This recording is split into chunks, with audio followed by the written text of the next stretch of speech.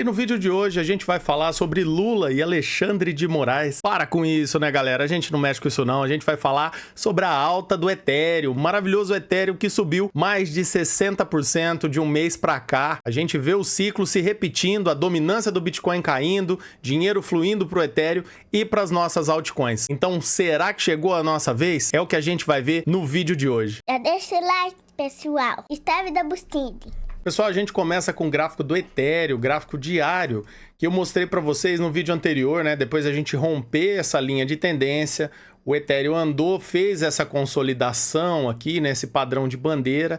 Aqui escorregou no quiabo, parecia que ia perder para baixo, só que tibum para cima, né? Então a gente pegou como alvo, a gente pega aqui toda essa amplitude desse movimento e copia para aqui, a partir do início aqui, né, desse fundo. Então a gente praticamente cravou o alvo, né? Faltou uma merrequinha ali. Até achei que a gente ia chegar aqui nos 4 mil dólares, né? Que era o topo anterior, então poderia ser uma resistência.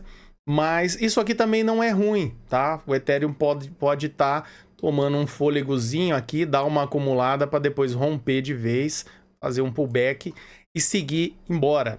E eu já havia cantado a bola para vocês, porque a gente que monitora aqui o Farsight, né, o fluxo de dinheiro aqui dos ETFs, né, os grandões aqui, a gente fica de olho.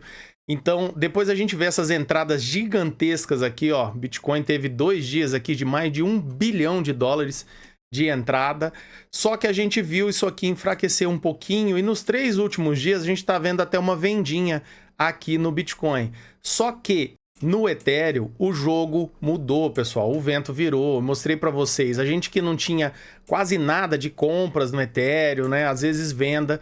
A gente começou a ver isso aqui de 60 milhões, subir para 200, 300. Até que, olha só, nos últimos dias a gente vê aí 700, 600 milhões, tá? 500 milhões. E dias e dias consecutivos de compra, compra, compra. Então, a gente vê aí o dinheiro migrando do BTC para o Ethereum. E essa migração ela é refletiva. E essa migração de grana reflete aqui, ó, no BTCD, né? A dominância. O que é a dominância? É a participação do dinheiro que está no mercado. Então, de todo o dinheiro que estava no mercado cripto, olha só, e vinha subindo isso, né? Esse fluxo de dinheiro para o Bitcoin cada vez mais, a gente encontrou um topo aqui. Tá? E a gente perdeu essa linha que estava servindo de suporte aqui, a gente passou reto dela e agora provavelmente a gente vai estar fazendo um pullback. Lembra que a gente o preço não anda em linha reta, nada anda em linha reta, né? Nem sobe e nem cai. Então ele expande, retrai, né? Expande e retrai para baixo também. Dito isso, níveis que até onde a dominância poderia voltar, que eu acho sensato, seria nessa região aqui, ó, tá? Seria nessa região, porque aqui foi topo, topo, topo, aqui serviu como suporte, né? Então a gente já tentou dar uma agulhada aqui na dominância, não conseguiu. E se a gente pegar a Fibonacci também, traçar do fundo, do topo ao fundo, a gente vê que isso aqui foi uma correção aqui de 0,38 de Fibo, né? Quer dizer que de todo esse movimento, a gente já corrigiu praticamente 1/3 aqui, né? De Fibonacci. Então tem tudo para isso aqui agora. Assim, depende, né? A gente está falando de mercado, o mercado pode tudo, mas a gente que olha análise gráfica, isso aqui está fazendo um padrão muito bonito, né? De uma expansão, uma retração, para vir aqui perder esse fundo aqui e continuar caindo. Isso mostra dinheiro saindo do Bitcoin e indo para as criptos menores. Primeiro o Ethereum, que é a segunda maior, depois do Ethereum segue o padrão de ciclo de vir para as altcoins maiores e por último, na euforia final, aí vai para as shitcoins, para aquelas moedinhas qualquer ali sem projeto. E como eu falei para vocês, quando a dominância do Bitcoin cai, né, a gente tinha aqui, ó, a gente tem, né, o padrãozão de xícara com alça aqui, tá? Esse fundo arredondado. A gente buscou topo, fez a bandeira aqui, consolidou, né? Aqui a gente armou, pivô, rompeu essa cabeça aqui, deu essa estilingada nas criptos aí, né? O total 3 é o dinheiro que tá nas criptos, menos o Bitcoin e o Ethereum, né? Então são todas as outras criptos. Aqui a gente tava, ó, começo de abril, a gente tinha 685 bilhões de dólares nessas moedas, né? Agora a gente chegou a bater aqui 1,09 trilhão, né? E agora a gente está em 1 trilhão redondo aqui. Então, 1 trilhão de dólares alocados nas altcoins. E essa quedinha aqui, pessoal, que a gente está vendo é super saudável. Lembra? Expande, retrai, expande, retrai. A gente não anda em linha reta. Se a gente pegar a Fibonacci aqui, ó, deste fundo, tá? Até este topo aqui, a gente nem chegou a corrigir ainda aqui, ó, 30%, tá?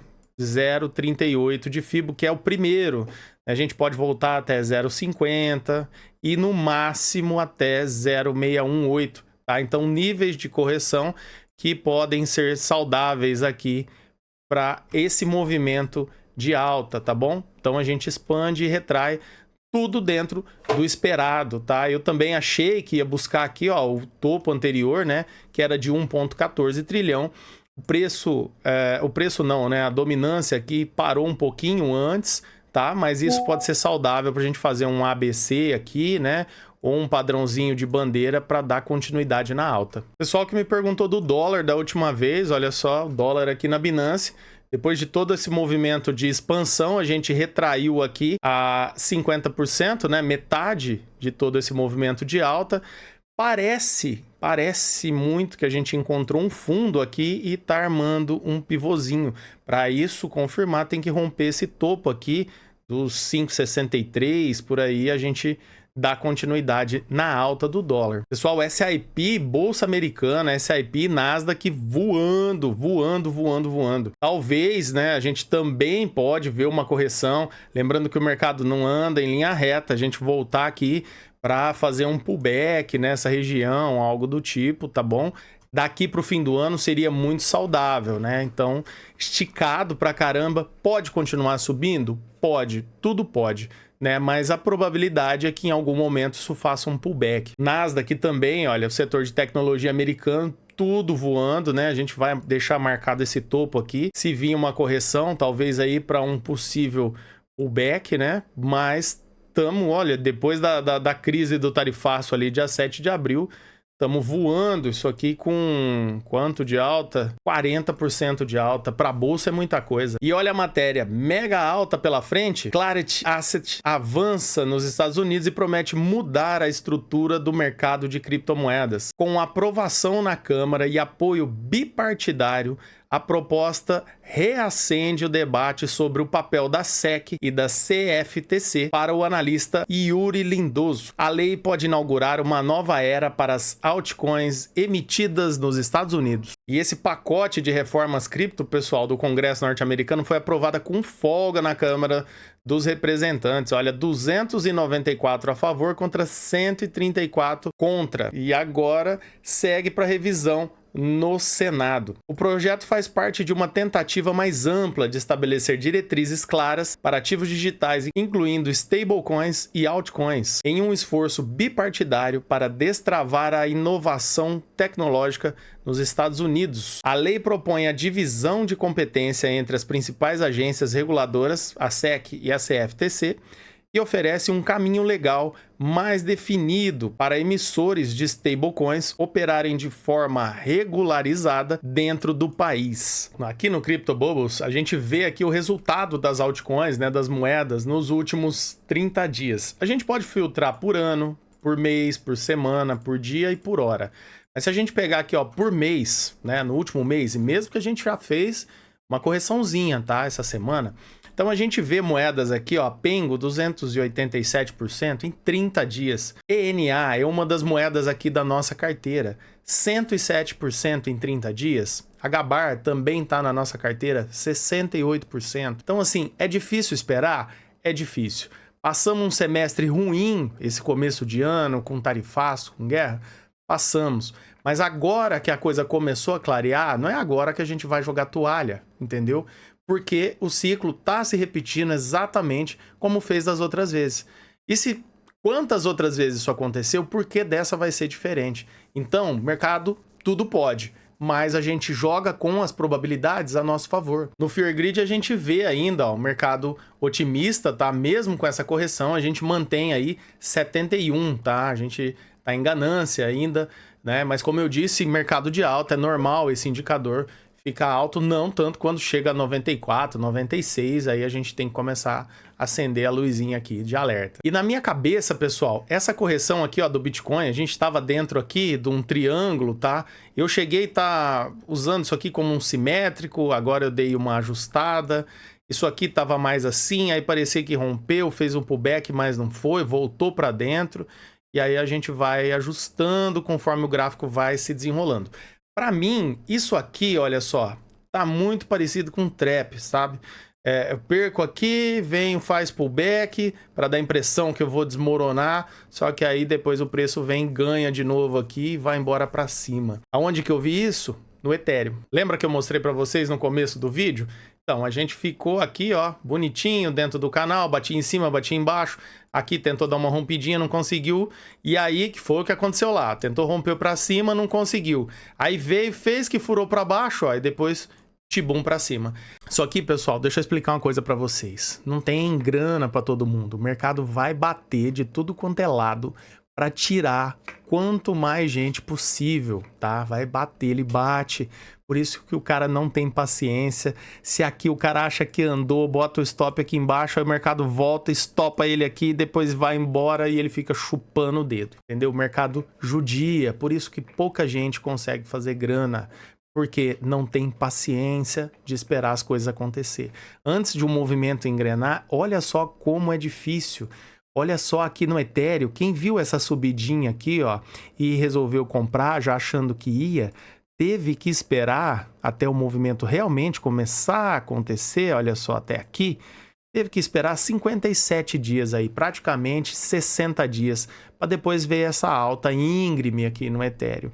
Aí nesse meio de tempo, é igual eu falei, aqui ele achou que rompeu, se ele colocou um stop, uma ordem de venda, de proteção embaixo desse fundo, ele viu o preço cair, ser estopado aqui e depois subir, indo embora, deixando ele para trás, chupando o dedo. Por isso que, voltando aqui para o Bitcoin, no gráfico de 1 hora, né, depois dessa pernada de alta que a gente deu aqui, olha só, a gente entrou aqui nessa consolidação de preço e aqui tá muito parecido, igual eu falei para vocês, tá? Antes a nossa linha estava um pouco diferente, né? Ela estava aqui, ó, pegando esse topo com esses aqui, e aí se você puxasse aqui, aqui parecia que rompeu, né? Então a gente tocou aqui o fundo, ó, respeitou bonitinho, rompeu. Veio para fazer o reteste, achou que ia, não, deixou um fundo mais baixo que o fundo anterior e tibum para baixo. Só que isso aqui agora, para mim, tá com muita cara de uma armadilha, tá? Que isso aqui vai retomar para cima, até porque a tendência é de alta, então tá muito mais fácil subir do que cair, né? E eu acredito muito. Outra coisa que reforça essa teoria aqui, pessoal, é isso aqui, ó. Mapa de calor de liquidação. Eu já mostrei para vocês. Então aqui a gente vê aonde tá as ordens, aonde tá a liquidez, as ordens de venda da galera. Então, conforme o preço fica lateralizando aqui, né? Esse é o gráfico do Bitcoin. Deixa eu ver se eu não estou enganado. Não, Bitcoin. Então, conforme o preço fica andando aqui de lado, o investidor começa a ficar impaciente e começa a tirar o seu stop lá de trás e começa a apertar o stop. Então, aqui nessa região aqui, ó, dos 116, aqui a gente tinha só na Binance, eu somei aqui hoje esses pontinhos amarelos aqui, essas linhas amarelas é onde tem mais stop, mais liquidez, né, mais ordens de venda. Só na Binance a gente tinha mais de 1 bilhão aqui. Então vê que o preço buscou, foi aqui, liquidou, pegou essa ordem de stop. Isso aqui é grandão, que quer comprar barato lá, bate no mercado, né? O cara não quer comprar aqui pagando caro, ele tem poder de compra, então ele bate, traz o preço para essa região, compra aqui, ó, dessa galera, limpa todo mundo e depois está livre para subir. E agora onde que tem liquidez maior que esses caras vão pegar, ó? Dos ursos aqui em cima, ó, tá claro. Então, muito provavelmente, até porque hoje foi sexta-feira, a última sexta do mês, a gente tem fechamento de contratos futuros, então costuma dar uma baixadinha mesmo, dar uma correção.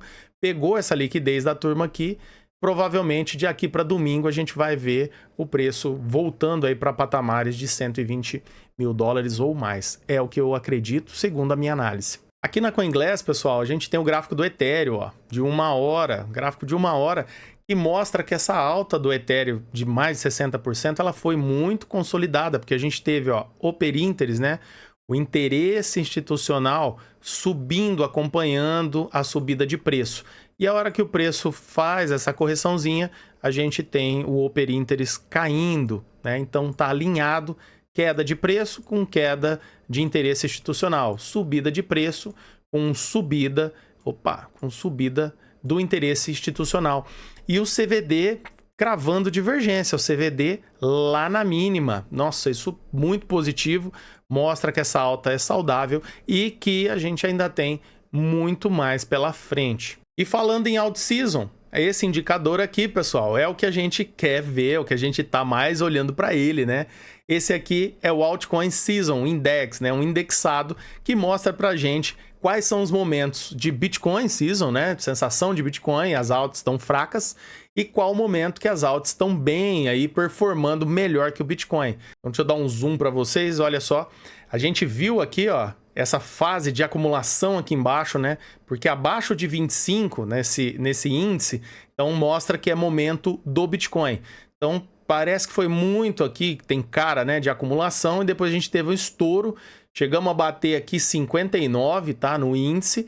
Agora a gente está fazendo uma correçãozinha, caiu para 45, mas alt season boa mesmo que a gente está buscando e espera é isso aqui, ó, quando a gente passa dos 75, né, que é considerado alt season, porque quando a alt season é boa mesmo, olha, a gente não faz igual fez o ano passado, né, a gente passou de 75 e logo recuou e despencou lá para baixo. Não, olha, se a gente olhar aqui para trás, olha só, a gente teve momentos aqui em abril de 2021 mesmo, que foi uma alt season muito boa, a gente chegou a bater patamares de 98, tá? Isso quase 100%. E depois a gente ainda consolida aqui em cima um tempo antes de cair, tá? Depois no reforço ali, que a gente teve em agosto de 2022, mais um repique aqui das altas, ó, 98 de novo. Momento que a gente teve aqui em dezembro do ano passado, a gente só furou lá e voltou, já despencou lá para baixo.